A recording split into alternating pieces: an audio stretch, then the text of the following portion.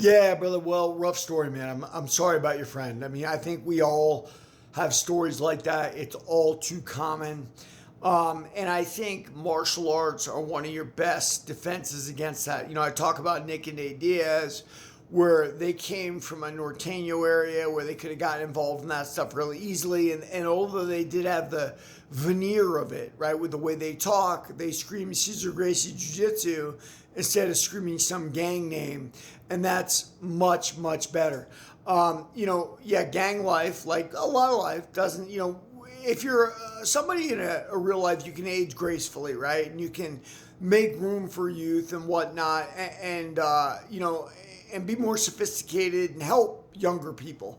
Unfortunately, in that gang life, what it mainly is taking advantage of those younger than you that don't know as much. That gang member was obviously a very dangerous man, and your friend was doing what he thought was right in a youngster's way. I will be honest, I hate to say this, I would be more likely to avoid situations now because of things like that, right? Than I should have been. When you're younger, you want to help, you want to create the peace, but unfortunately, we live in such a dangerous world. I did train a little bit at Quest with Brian Harper in Oceanside when he had that one, with Sokoju and Encinitas when he had that one, and even a little with Dan up there. It's funny.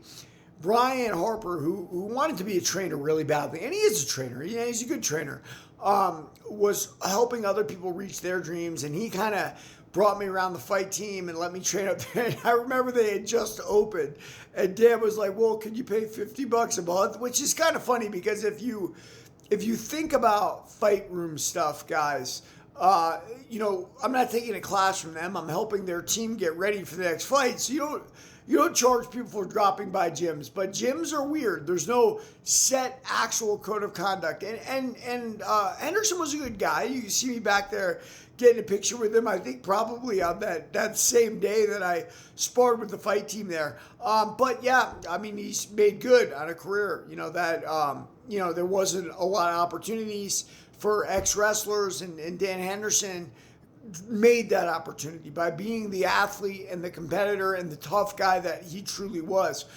He did amazing, amazing things in his time in MMA. I sparred him once.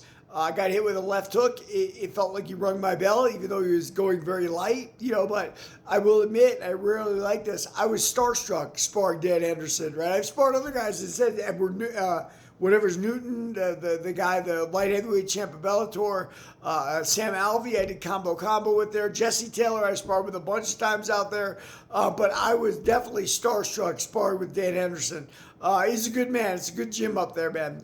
Yeah, brother, sorry about your friend, brother. That's life. That's why martial arts keep kids out of that kind of stuff. Like and follow for more.